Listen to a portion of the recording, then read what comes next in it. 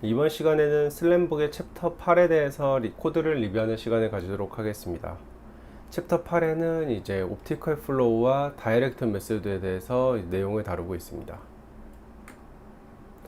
네, 맨 처음에 이제 이 LK 옵티컬 플로우에 대해서 설명을 드리도록 하겠습니다. 우선 옵티컬 플로우 알고리즘은 이제 시간 경과에 따른 이미지 간의 픽셀 이동을 계산하는 알고리즘인데요. 이렇게 옵티컬 플로우와 다이렉트 메소드의 가장 큰 차이점이, 옵티컬 플로우는 이제 이미지의 이제 픽셀 이동을 지속적으로 추적하는 방면에, 다이렉트 메소드는 이미지 픽셀 이동을 추적하는 것을 맞는데 이제 카메라의 모션을 이제 변경을 함으로써 픽셀 이동을 추적하는 점이 다르게 됩니다. 그래서 여기서는 옵티컬 플로우는 2D 상에서의 트래킹, 그리고 다이렉트 메소드는 3D 상에서의 트래킹이라고 할 수 있겠고요. 그래서 두 알고리즘 모두 이제 이미지 간의 이제 시간 경과에 따른 픽셀 이동을 이제 트래킹하기 때문에 이제 여러 가지 키 어썸션들이 존재를 하게 됩니다. 첫 번째는 밝기를 기반으로 이제 그 이미지를 트래킹하기 때문에 밝기 향상성에 대한 가정을 하게 됩니다.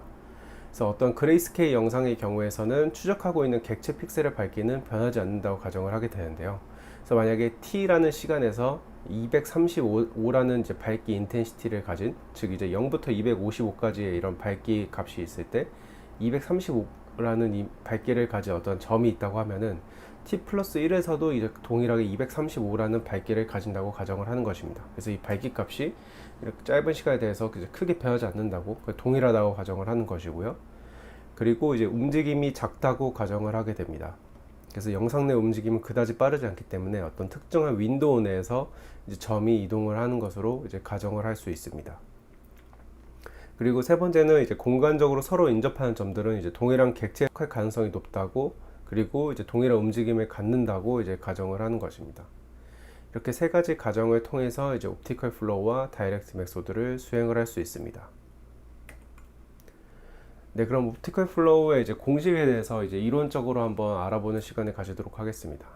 이제 다음과 같이 이런 t라는 시간과 이제 t 플러스 dt라는 시간 동안에 두 가지 점이 있는데, 우선 t라는 시간이 이렇게 짧은 시간 동안에 이렇게 x, y에서 x 플러스 dx, y 플러스 dy로 이동을 한다고 가정을 해보겠습니다. 그리고 그렇게 되면은 이제 이런 식으로 수식을 나타낼 수가 있는데요. 이제 이 점의 밝기 같은 경우에는 이 이미지에 x, y 그리고 현재 시간에 넣어주게 되면은 이제 이 이미지의 밝기 값이 나오게 됩니다. 0부터 250으로 되어 있으면은 그 값이 하나가 나오게 되겠죠. 그리고 이 dx, dy, dt가 추가된 이 인텐시티 값에도 밝기 향상성 가정에 의해서 이제 인텐시티 값은 이렇게 넣어주게 되면은 동일한 인텐시티 값이 나오게 될 것입니다. 예를 들어서 이 값이 230이라고 치면은 여기서 230 값이 나와야겠죠. 같은 점이 이동을 했다고 가정을 하게 되니까. 네, 그래서 여기 위에 있는 이 두 값이 같다고 가정을 하는 것이 옵티컬 플로우 이제 알고리즘의 시작입니다. 네, 그 다음에는 이제 위 식에다가 1차 테일러 전개를 적용하게 되면은 이 뒤에 있는 식이 다음과 같이 이제 분해가 되는데요. 이렇게 x, y, t와 이렇게 편미분 식들로 분해가 되게 됩니다. 그래서 저희는 밝기 향상성 가정에 의해서 여기 있는 이 값과 여기 있는 이 값의 즉 빛의 밝기는 동일하다고 가정을 하기 때문에 이 주황색 이 타일 안에 있는 이 값이 즉 0이 되어야 하는 것입니다. 그래서 이것이 0이 되는 그런 값을 구하는 것이 옵티컬 플로우 문제이고요. 네, 그래서 이것이 0이 되는 것을 위해서 이제 식을 좀 조작을 해줍니다. 양변을 dt로 나누게 되면은 이제 dx, dt, dy, dt가 나오게 되고, 이 dt는 없어지게 되고, 이것을 이항해 주게 되면은 다음과 같은 식을 얻을 수가 있습니다. 네, 여기에서는 이제 픽셀이 어느 방향으로 시간에 따라서 움직이는지, 즉 dx, dt와 dy, dt를 적절하게 구해서 이제 이 해당 공식을 0으로 만들어야 되는 이제 값을 구해야 되는데요. 그래서 따라서 이 파란색 박스 안에 있는 값을 구하는 것이 이제 핵심이 되게 됩니다.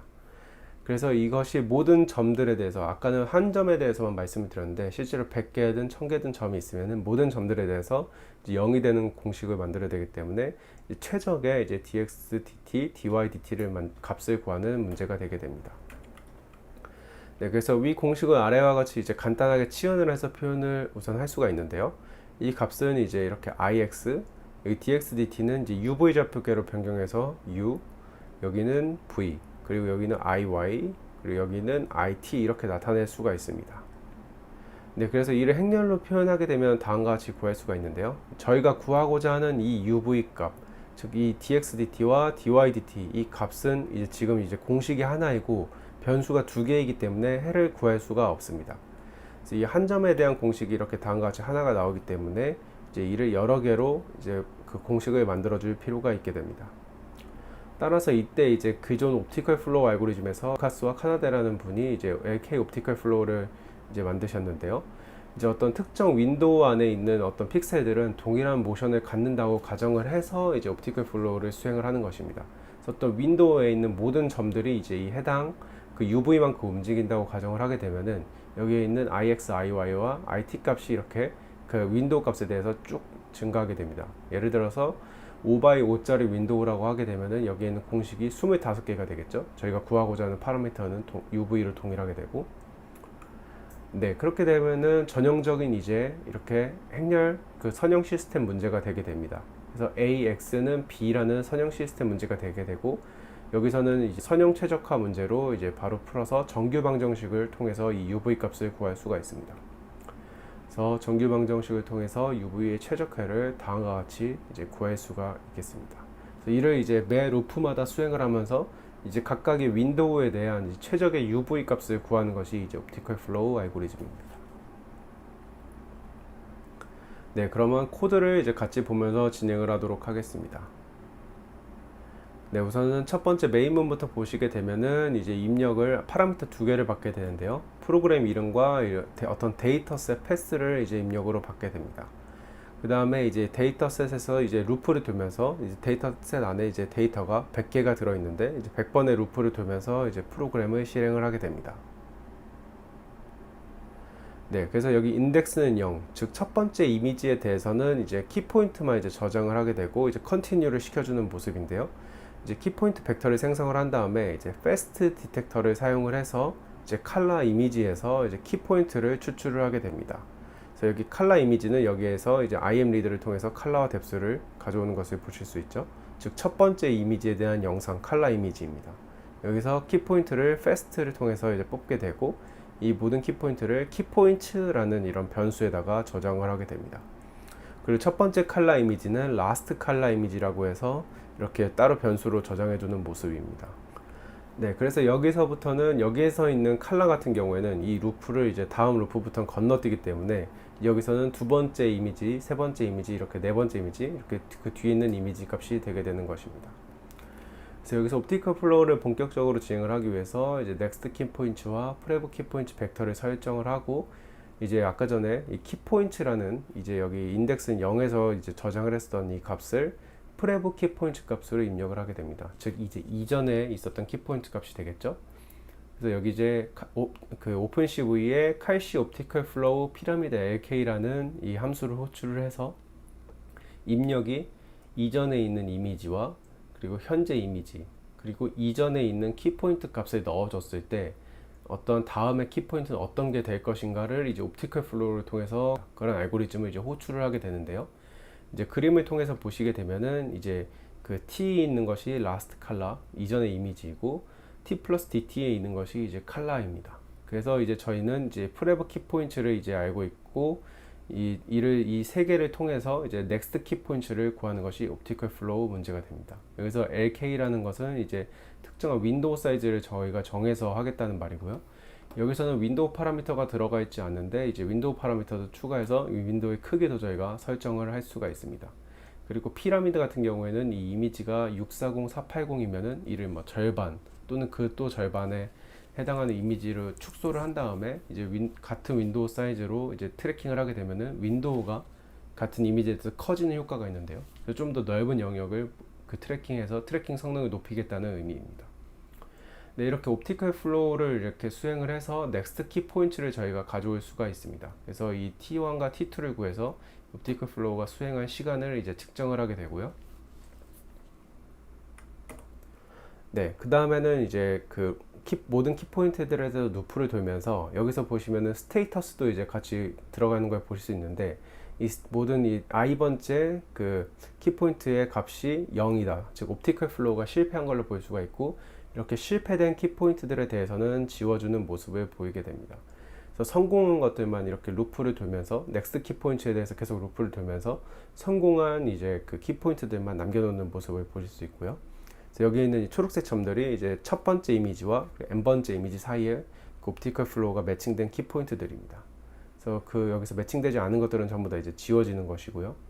그래서 예를 들어서 키 포인트가 만약에 0이다. 그럼 모든 키 포인트, 여기 있는 초록색이 하나도 트래킹이 안 됐다는 것을 의미하기 때문에 이제 루프를 탈출해서 프로그램을 종료하는 것을 보실 수 있고, 그리고 여기까지 코드가 진행된 다음에는 이런 식으로 시각화를 통해서 키 포인트가 얼마나 잘 통과됐는지를 이렇게 보여주게 됩니다. 그래서 모든 키 포인트들에 대해서 서클이라는 함수로 호출을 해서 이미지 쇼에다가 넣어줌으로써 이렇게 초록색 키 포인트들을 하는 것을 보실 수 있습니다. 여기다 그리고 현재 컬러에다가 라스트 컬러를 이렇게 넣어주게 됨으로써 라스트 컬러가 이제 프레브 이미지가 되게 되겠네요. 네, 그럼 코드를 실행하면서 이제 정확히 어떻게 실행되는지 보도록 하겠습니다.